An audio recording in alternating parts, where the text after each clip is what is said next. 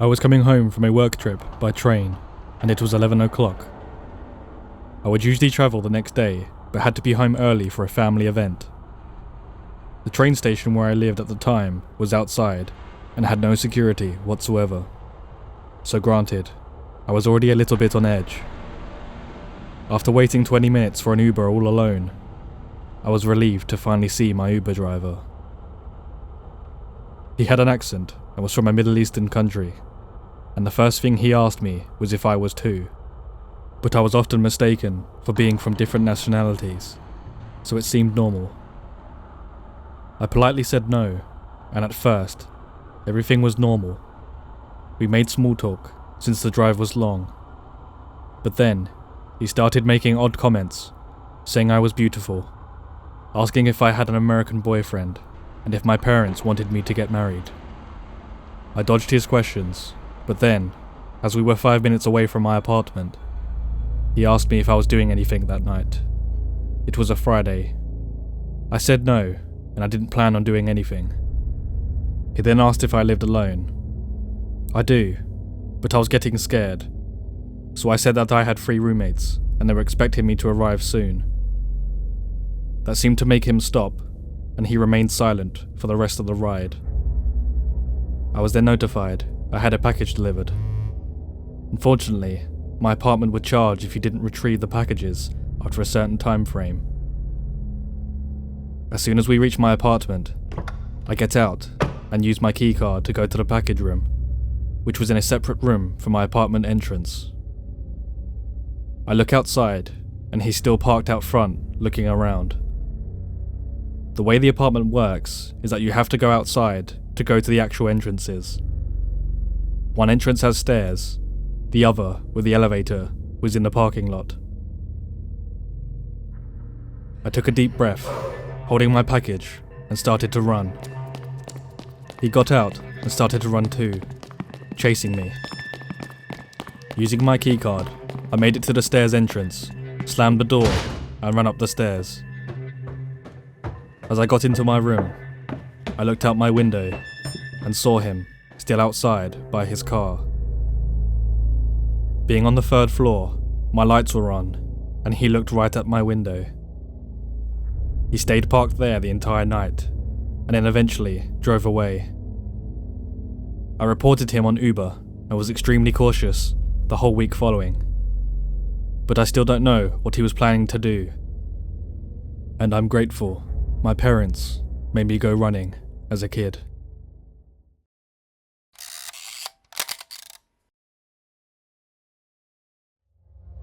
A few weeks ago, me, a 23-year-old female, and a friend, 24-year-old female, planned to go to an event together. Since we only had free time after work, we decided to get an Uber so it wouldn't take too long to arrive and could enjoy more time there. The first half of the ride was normal. He seemed like a normal, polite dude. But as soon as we got to the highway, his attitude changed. He seemed a lot more irritated. My friend and I didn't pay much attention though, and kept chatting between us. However, he caught our attention when he started shouting at another driver. He turned to us and said he was going to pull over. I tried to object, but he ignored me and pulled over anyway. He reached into the glove compartment and pulled out a gun. Important to note that guns are illegal in my country. We were watching this unfold in disbelief, but when the other guy drove away, we let out a sigh of relief. But then, we were still stuck in a car with a crazy man with a gun. After that, he went back to driving us and apologized, saying that the guy was tailgating him. I said, "Oh, got it." He kept talking. "That guy is lucky that you 2 girls are here, or else I would have followed him and shot him in the face, sleazy idiot." I look over to my friend.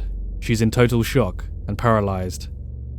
I'm in shock too, but trying to keep my cool, because the last thing I want is to get him annoyed at us. If he was willing to shoot that guy for tailgating, I didn't want to know what he would do to us if I said the wrong thing. "No, it's okay, I understand," I said, trying to appease him. "These guys need to be taught a lesson." He continued, while I just agreed, nodding my head. I did that before, you know. You just trap the guy in an empty street, and when he leaves the car, bang. Did he just admit to murder? I managed to keep calm and just agreed with him the rest of the way. He dropped us off at the right place with no more incidents. I waited a few weeks to report him, since he had my home address, and it wouldn't be hard to figure out who reported him. Nobody showed up to my home with a gun, at least until now, and Uber has answered my report, saying that they started an investigation. I just hope this guy doesn't do this to anyone else.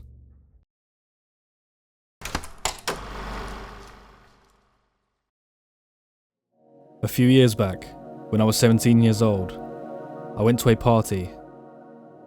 Everything was great until the host started getting really intense and creepy. By that point, it was around 3 AM, and I was pretty drunk. I decided to call an Uber in order to avoid any advances from the insistent guy. The Uber shows up, and I try to sober up when I get in. The driver started making small talk with me, and in the state I was in, I failed to see the red flags. He began asking me about the party I was at, and I told him about the creep. He then told me it was because I was short and cute. He then asked me my age, and sensing a weird vibe from him, I told him I was a minor, thinking that would deter any further advances, but it turned out to be a horrible idea. He was driving pretty recklessly on the highway, and I snapped out of my drunken stupor real fast. He then asked me to go get drinks with him that same night, and told me he really liked me. I quickly told him I'd get grounded if I stayed out any later, and that my mother was awake and waiting for me at home. Keep in mind, I lived in Mexico, and the amount of people, and especially women, that get murdered daily is ridiculously high. When we got to my home address, I noticed the doors were locked, and he kept on insisting on us going to get a drink, even though by now it was almost 4 AM. I tried to act as nice as possible when I told him I couldn't that night. He then asked for my phone number and told me we could go out the next day.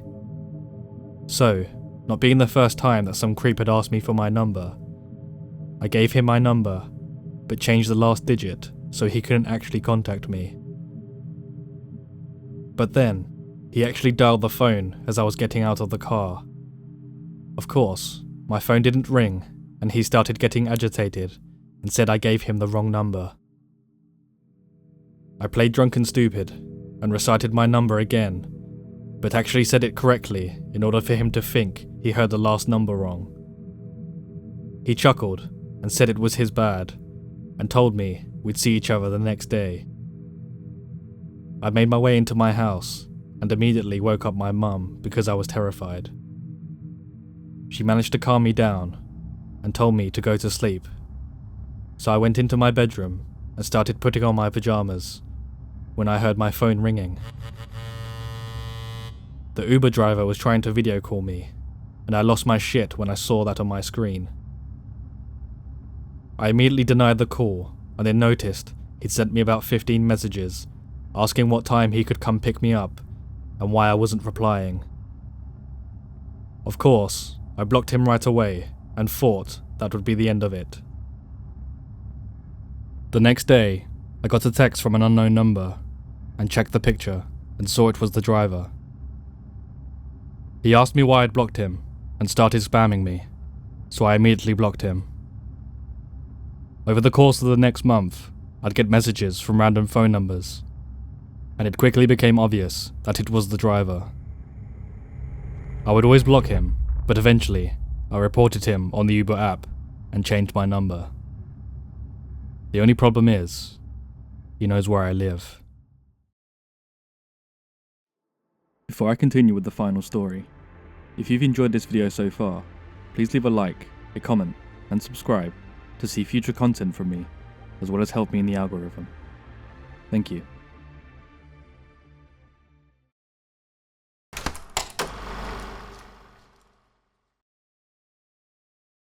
So this was a few years ago at this point. I was 16 at the time.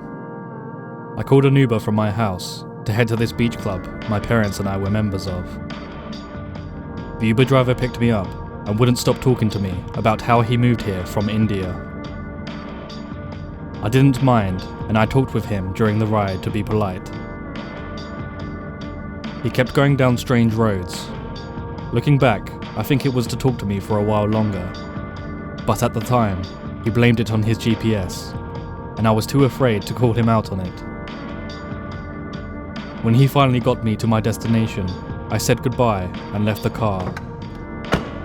Little did I know, he had parked the car at the place I asked him to drop me off, and followed me down to the beach. People at the beach club saw him following me and said nothing. Looking back, it makes me scared to think of how easily he got away with this, even with how weird it must have looked. He found me on the beach and started talking to me. He wouldn't stop. He told me how pretty I was and how he was looking for a wife. I was too young and scared to yell at him to go away. I just stood there hoping someone would notice how weird this looked and how scared I was.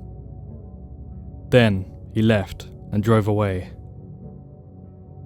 Later that night, I received notifications that he found me on Facebook and Instagram and tried to add me as a friend. I deleted both apps and blocked him. Since then, I only use Lyft. I tried finding a number to get him blocked from Uber, but there was no phone number to call.